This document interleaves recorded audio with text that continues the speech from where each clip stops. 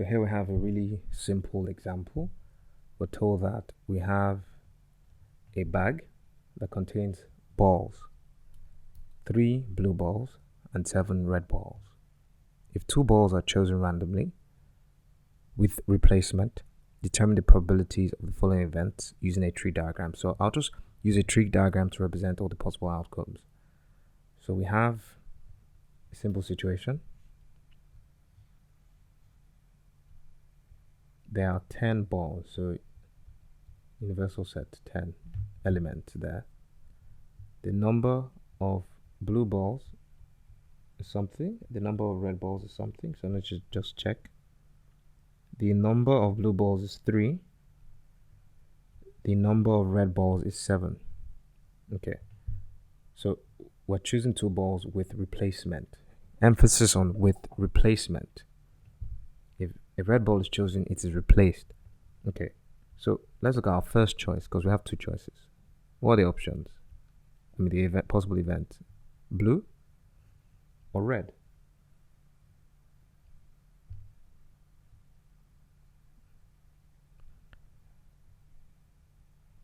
These are our first choices.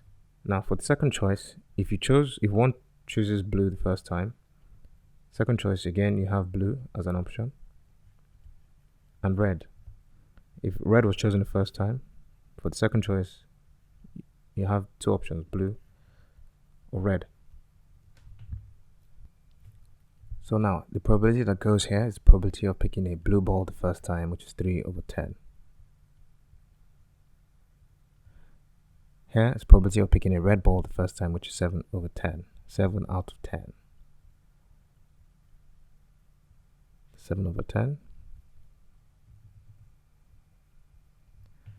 Here, we have the probability of picking a blue ball, given that a blue ball has been chosen. Remember that when balls are chosen, there's a replacement going on here. So, given that a blue ball has been chosen, so a blue ball is chosen, leaving 2 blue balls, but it is replaced. So you have 3 blue balls. So nothing has changed actually. So probability of picking a blue ball is 3/10. The same. Probability of picking a red ball, given that a blue ball has been chosen the first time. Blue ball is chosen, leaving 2 blue balls, but it's replaced, leaving 3. So what's the probability of picking a red ball, given a blue ball has been chosen? 7 out of 10 balls. So this probability here is the probability of picking a blue ball, given that a red ball has been chosen. Because, no, if you think about it, so you have 7 red balls and 3 blue balls. You pick a red one, you get 6. But you replace it, given 7. So nothing changes. In this case, because there's replacement, we're always left with the original scenario where they said there are 7 red balls and 3 blue balls. So the probability of picking a blue ball is going to be 3/10 because there are 3 blue balls out of 10.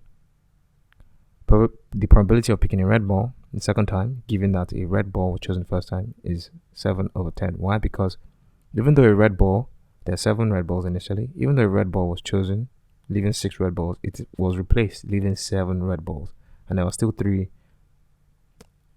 blue balls. So we're left with picking from 7 red and 3 blues, and then because there are 7 reds out of 10 balls, probability 7/10. So really simple stuff.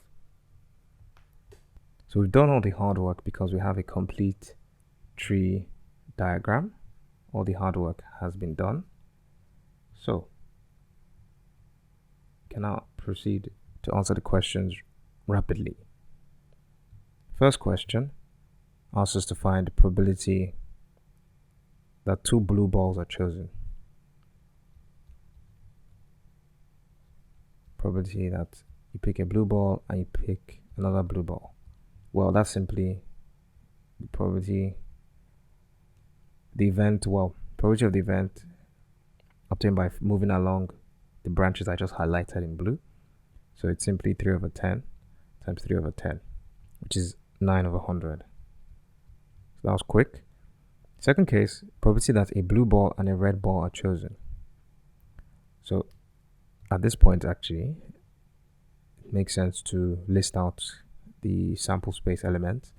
So what are the outcomes? What are the possible events? Like you can either get a blue and then a blue, blue and then a red, red and then a blue, or red and then red. So this second question is asking the probability of getting a blue ball and a red ball. It doesn't tell us whether a red should come first or a blue should come first. It just said getting blue or red. Blue and red here, red and blue here. So it's blue and red, blue and red. So it's either you get this or that. And these two events are mutually exclusive. They can't occur at the same time. You can't get blue first and red second, and then get red first and blue second. That doesn't make sense. They're mutually exclusive.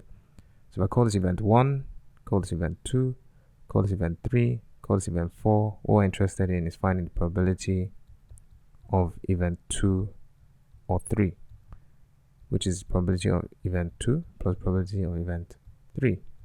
Probability of event 2 is simply 3 over 10 times 7 over 10. I'm moving along the branches. That gives me 21 over 100. Probability of event 3 is simply 7 over 10 times 3 over 10, which is also 21 over 100. So what I have here is 42 over 100.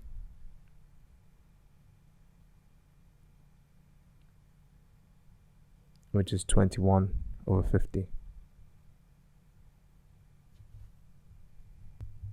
For part 3, we're interested in finding the probability that two balls of the same color are chosen. Blue and blue. Blue and red, no. Red and blue, no. Red and red, yes. So the probability that balls of the same color is equal to the probability of event 1 plus the probability of event 4. And that gives, well, what's the probability of event 1? That's 9 over 100. Event 1, 3 over 10 times 3 over 10, 9 over 100.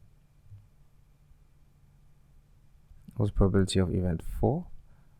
That's 7 over 10 times 7 over 10, which is 49 over 100. Event 4, remember, you move along the branches, you multiply the probabilities. So what we have here is, well, I should do that next line, is 58 over 100.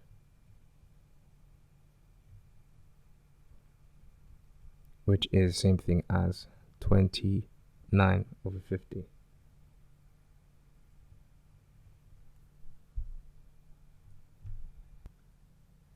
Finally, for part 4, the simplest of all the questions, the probability that a red ball is chosen first, followed by a blue ball.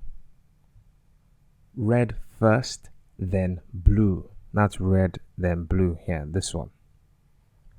So I was saying, what's the probability of red first, and then blue second, which means red, then blue, given that red has occurred. We've already worked out the probability, so we don't need to do any thinking. We just multiply along the branches.